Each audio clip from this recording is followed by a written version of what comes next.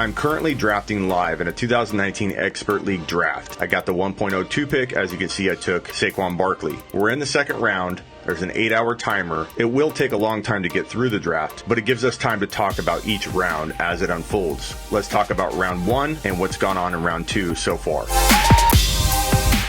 Kamara, Barkley. Barkley was my pick. McCaffrey, Elliott. Those guys are locked in to the top 4 in any draft. I could argue any one of these guys at the 1.01. Kamara is my number 1 overall player. He actually went number 1. I had the 2 pick. I was surprised that he went that high because usually people aren't drafting Kamara at 1.01 like I am. I'm plenty happy with Barkley at 1.02. But there are some concerns with that offense, and will he see 8-man front after 8-man front? I do worry about that. The numbers will be there, but Kamara does feel safer to me.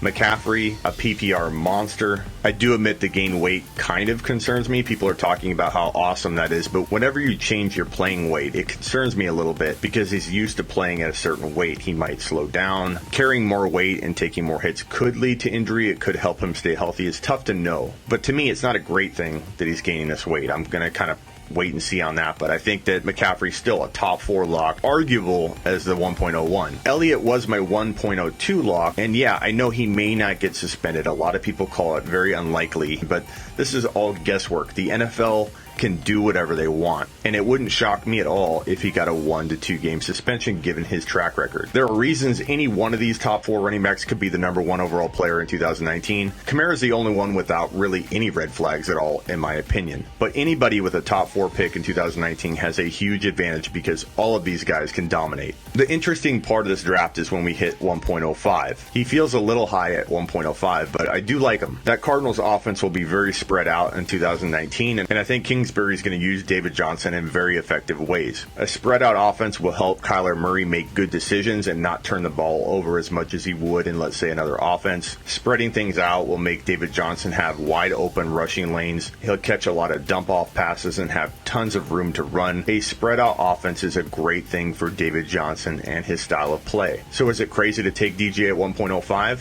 No. I don't think so. Would I have taken Gordon, maybe Hopkins ahead of him? Probably, but I think it can be argued. Bell at 1.06 feels a tad high.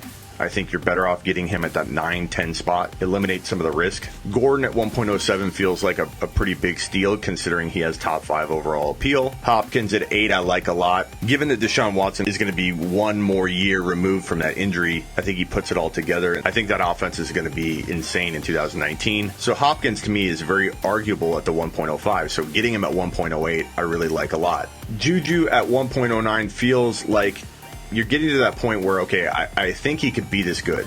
And I've been talking about that all offseason, that JuJu is going to be a big-time wide receiver 1 in 2019 and beyond. But at 1.09, you need him to be that good in order to get your value back. So I'm not saying it's a bad pick. I'm merely saying that we're no longer at a range anymore, unfortunately, where JuJu can really explode from his ADP. He almost has to earn it to gain the value back that you invested. I still like him.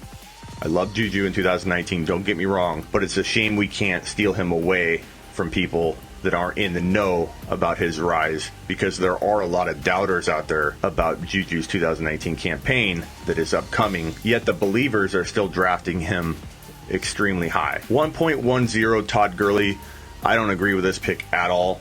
You guys know my stance on Todd Gurley. I've talked about this a ton, so I'm going to just briefly go over it. The Todd Gurley of old is gone. He's not returning. Even in a best case scenario, if he is ready for week 1, which I predict he won't be, layers of that onion I think are going to continue to be peeled back. Bad news after bad news I think will unfold as it has since January, something I've been predicting since January. But in your best case scenario, if you're a Todd Gurley believer and he plays week 1, he will be limited. They're not going to run him out there as the workhorse anymore. And if he does somehow manage to stay on the field for 14, 15 games this year, even with missing games here and there, he's going to do so in very disappointing fashion, given that in order for him to stay healthy, they can't use him a ton. And if they use him a ton, and if they use him at all, anywhere near the kind of value you're paying, he's going to get hurt. But my prediction is that Todd Gurley who's limping around town on TMZ videos, hasn't played well the last time we saw him play. No signs that he's ever rebounded. The last thing he said was he doesn't know where he'll be in 6 months, talking about week 1 when he was asked about it over a month ago. I predict that Todd Gurley won't even be ready for week 1. And you can say, Smitty, what if I handcuff Darrell Henderson to him? My answer will be, I'll grab Darrell Henderson from you anyways, and I'll take a safer player like Michael Thomas, Davante Adams. Take a player like that instead of Gurley, still go get Darrell Henderson, and have potentially 2 stud players in your lineup by midseason, if not week 1. Rip on me for my Todd Gurley stance. I don't care. I've been talking about this since January, and the fact that people are still taking him anywhere near the top 15 overall, let alone top 20,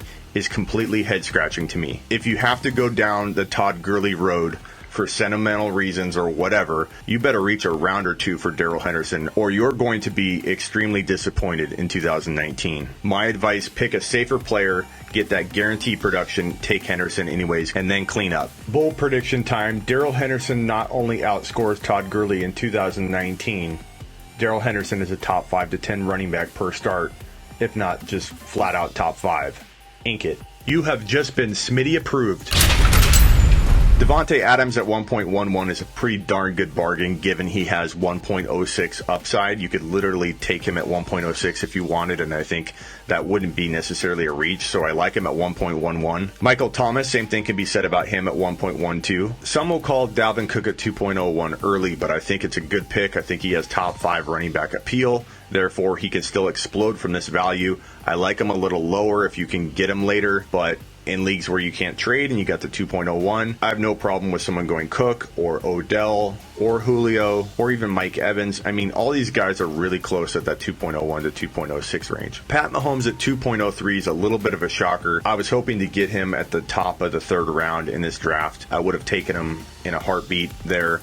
I would have considered taking him at my 2.11 and taking the player that I wanted at 2.11 at 3.02 just to ensure I got Pat Mahomes. So while you could rip on this saying that, oh my God, why are you taking a QB early when so many good QBs will fall? If you know my content at all, you know that I'm predicting Mahomes to have a repeat year regardless of Tyreek Hill and his situation. So in retrospect and in hindsight, Mahomes will be worth a 2.03 whether you want to rip on that pick or not. I myself recommend you let him fall until the late 2nd or early 3rd. So if he gets taken like this, so be it. You can still take an A-Rod in the 4th or a Baker Mayfield in the 5th and be pretty darn good. So don't reach for Pat Mahomes, even though he can, in hindsight, earn this value. Try and get him at the late 2nd. And so be it in leagues where someone does reach really early to grab him. It's not a bad pick. I actually like the pick. I would have taken him at 2.11 despite all the don't take a quarterback early crap that people spew out there and regurgitate because everybody says it. It all comes down to what you project for that QB. If you project only 38, 37 touchdowns, then yeah, why would you take a QB in the 2nd or early 3rd? There'd be no reason to. But when you're like me and you project a 45 TD total season out of Pat Mahomes, he's worth a 2nd rounder. I don't care what anybody says. I don't care what the trends say. I don't care what other people are doing. But because he's so doubted as even a 2nd round pick, try and wait until the end of the 2nd round to grab him. Travis Kelce at 2.04, you can't argue that. I myself would rather have Kittle in the 3rd round all day long because of what that can do to my roster. The fact that I can still take one of the studs that are on the board right now and still feel like I have a guy just as good as Kelce and Kittle. I think Kittle has that big of a year in 2019. We'll see where he goes in this draft. I might even take Kittle in the 3rd round. And I don't normally take tight ends early, but in that 3rd round, a very shaky 3rd round, I think he's definitely a good value. So guys left on the board in order of the pre-rank list: James Conner, Antonio Brown, Odell Beckham Jr., Zach Ertz, Fournette, Nick Chubb, Adam Thielen, Stephon Diggs, Damien Williams, Joe Mixon, George Kittle, Aaron Jones, Mike Evans. Honestly, I think it's a huge drop-off after about 3.01. If I'm slotting in the players that I like, if a Thielen goes, who I'm not saying Thielen's a bad pick, but I do doubt him as a 2nd-round player in 2019, so I do hope he falls in there somewhere so it can bump another guy down to my 3.02 pick. I do anticipate that one of the guys I am not targeting gets drafted, so if I tell you based on who's left that I think it drops off at 3.01, I'm at 3.02 in that 3rd round. I think one of my guys will fall. So I would love to get 2 of these players: Antonio Brown, Odell Beckham Jr., Nick Chubb, Damien Williams. I take Mixon later like this. I don't like Mixon in the first round or anywhere near the first round, but in a late second, I'd take Mixon for sure right there, if not even just to trade him. But I think he has appeal later on like that versus having more risk than appeal in that first round range. So where Mixon goes, I either like him or don't like him. Mike Evans, I think for sure. So Evans, Kittle, Mixon, Damien Williams, Nick Chubb, Odell Beckham Jr., Antonio Brown, and Connor if he fell far enough. Connor oftentimes has a top 7 to 14 overall ADP, which has risk written all over it.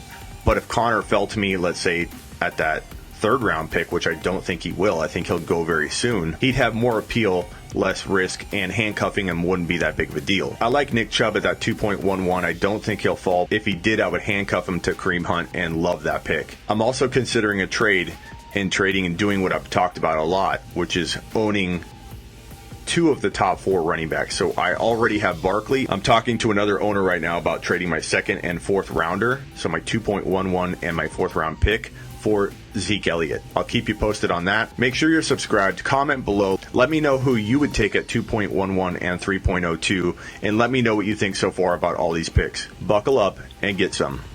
'Twas the night before week 1, and all through the house, not a fantasy leaguer was stirring, not even a mouse. The depth charts were hung. You drafted with care, in hopes that Todd Gurley and his knee would be there. Fantasy drafters were nestled all snug in their beds, while visions of touchdowns danced in their heads.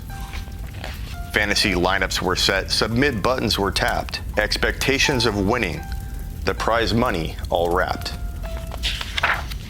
When out during pregame, there arose such a clatter, Gurley owners sprang from their beds to see what was the matter. Turning on ESPN and Fox Sports with a flash, images of bleeding out cold, hard cash.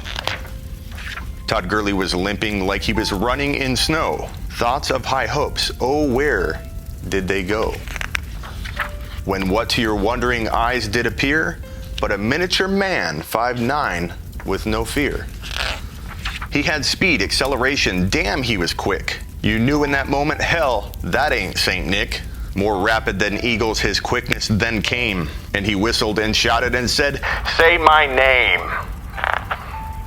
You yelled, Hendy, quick Darrell, I'll call you what you please. He said, D. Henderson's the name, now get on your mother knees.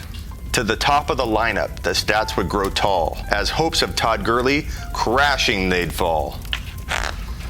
So depression set in. What the hell did you do? You drafted Todd Gurley, you dumb miserable poo. You drafted him despite warnings. You thought you were tough. You didn't even listen to draft his handcuff. With league safe now full of entry fee dues, you yell out, WTF, I don't want to lose. And thoughts of league banter, the joke you will be, all because you trusted Todd Gurley. Amazingly, Henderson carries the Rams on his back. You feel like you've just been kicked in the sack. The writing is on the wall, you get no pity. Next time you will listen to the one they call Smitty. Henderson is gonna ball. Don't judge by his height. Happy Christmas and week 1. And to all, a good night.